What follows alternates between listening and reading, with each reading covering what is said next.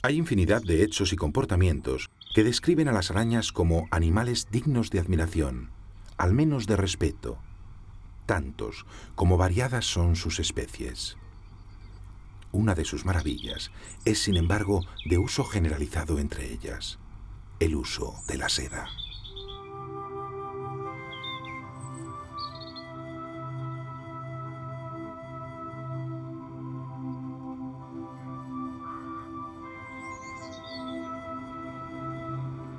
Describíamos antes la capacidad que gracias a ella tienen las arañas de volar. Y no es un hecho aislado. La prueba más contundente se encuentra ondeando al viento desde cada brizna de hierba o paja. De cada rama, de cada arbusto, miles de pequeñas pistas de despegue, lanzaderas y trampolines son testigos de un hecho sobrecogedor. Y no tanto porque las arañas dominen la locomoción aérea y puedan moverse a sus anchas por donde quieran, sino porque esto puede darnos una idea muy clara de cuántas son. Porque a veces el paisaje asusta. En determinadas épocas del año, todo parece atado por sus hilos.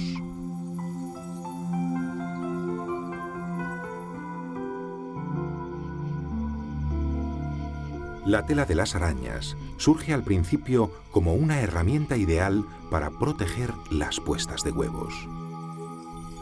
Las ootecas, en las que las crías se desarrollan, son sacos tejidos con un hilo resistente que permite que puedan transportarse, colgarse o esconderse, manteniendo segura a la descendencia. Dentro de estas bolas de seda, centenares de crías, a veces millares, esperan el momento apropiado para nacer.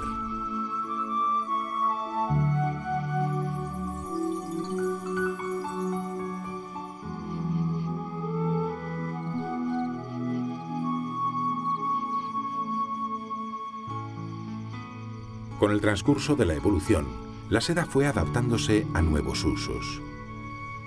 Se utilizaba como un cabo de seguridad en los desplazamientos. Y cuantos más desplazamientos, más tramas.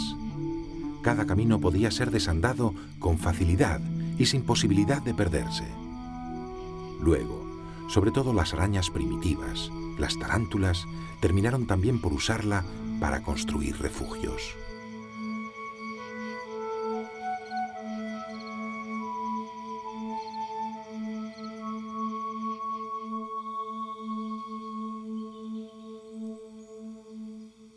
Al final de un largo proceso que duraría eras, las arañas culminaron su proyecto con una nueva conquista.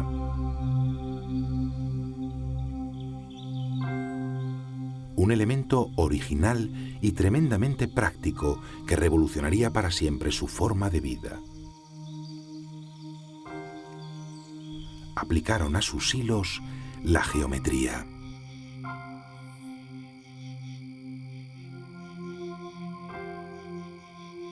Gracias al dominio que habían conseguido con sus desplazamientos, y gracias también a la capacidad de dosificación de la seda, que les permitía establecer hasta 8 grosores diferentes de cordaje, algunas especies aprendieron a fabricar incomparables trampas de caza.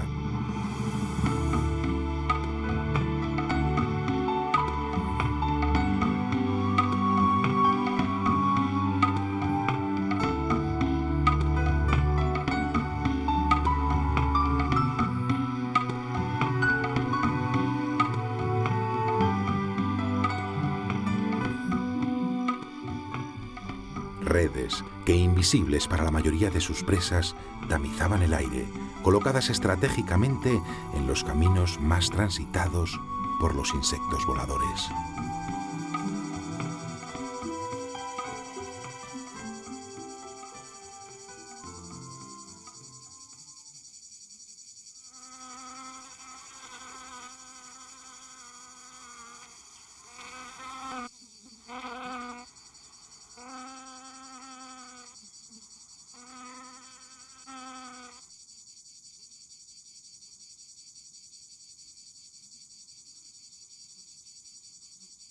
¿Influyen las arañas en nuestra vida cotidiana? O sea, ¿nos afecta en algo, a cada uno de nosotros, la existencia de las arañas? Rotundamente sí. De hecho, sin ellas, ni usted ni yo existiríamos. No es ninguna exageración. Evolutivamente, la presencia continua de las arañas en los ecosistemas ha permitido la aparición y el desarrollo de los vertebrados terrestres, entre ellos los mamíferos. Gracias a ellas, los insectos no reinan de una forma absoluta. Quizá hoy alguien piense que podríamos tolerar con facilidad una más alta densidad de moscas o escarabajos a nuestro alrededor, o que no ocurriría nada si nos picaran los mosquitos un poco más a menudo. Pero, ¿qué sucedería si el precio del pan se multiplicara por 10? Si el kilo de grano costara más, muchísimo más que el kilo de carne de primera. La agricultura es uno de los más importantes pilares de la humanidad, y aunque es cierto que los insectos son polinizadores de nuestras cosechas, no es menos cierto que ellos son también los primeros consumidores de nuestro producto agrario. Se ha calculado que un 30% de la producción mundial de todas las cosechas acaba en el estómago de los insectos. Y eso, que gastamos miles de millones de dólares o euros en la defensa de nuestras despensas. Las arañas las cuidan mucho mejor y con menos coste. Ordenan el equilibrio ecológico que indirectamente mantiene el equilibrio económico de nuestras sociedades.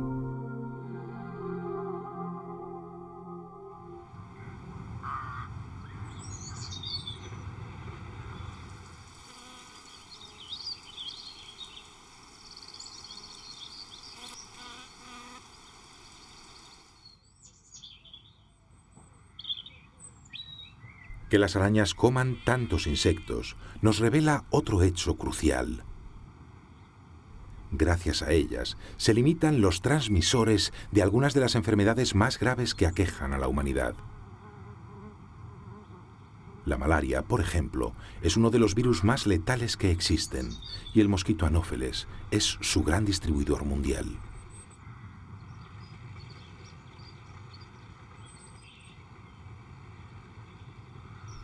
Los estudios más exhaustivos que se han realizado sobre la dieta de las arañas muestran que más de la mitad de sus presas son dípteros, es decir, mosquitos y moscas.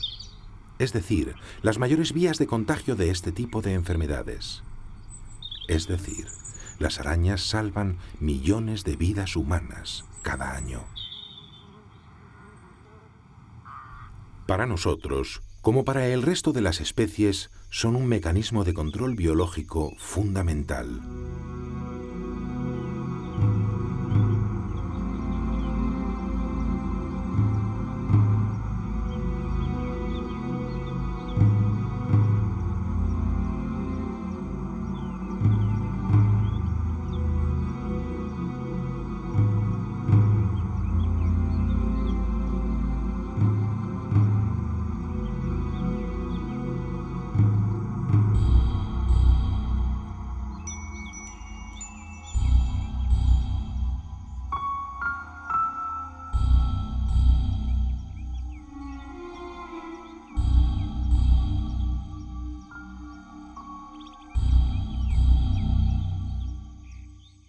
En algunos lugares, los nidos de estas arañas, las arañas sociales, se usan en el interior de las viviendas a modo de insecticida natural.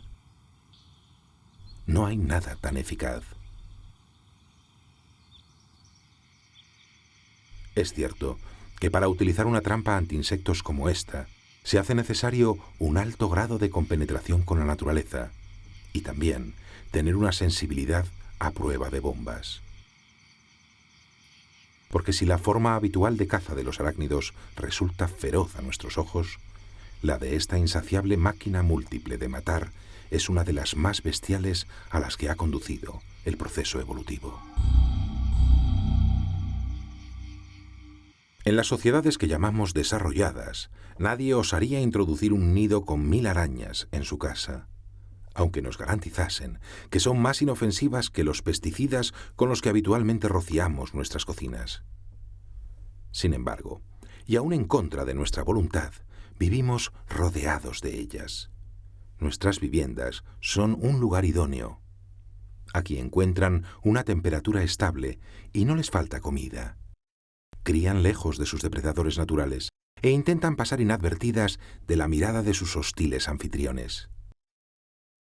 Se esconden por ello en los rincones más inaccesibles, y aunque intentamos deshacernos de ellas cuando las vemos, casi siempre queda una esquina que escapa a nuestro control. No nos gusta su proximidad, por muchos bichos caseros que hagan desaparecer, pero de algún modo se ha producido una mezcla de fascinación y odio entre el hombre y la araña. Podríamos decir que a veces casi hasta nos gusta el miedo que nos dan.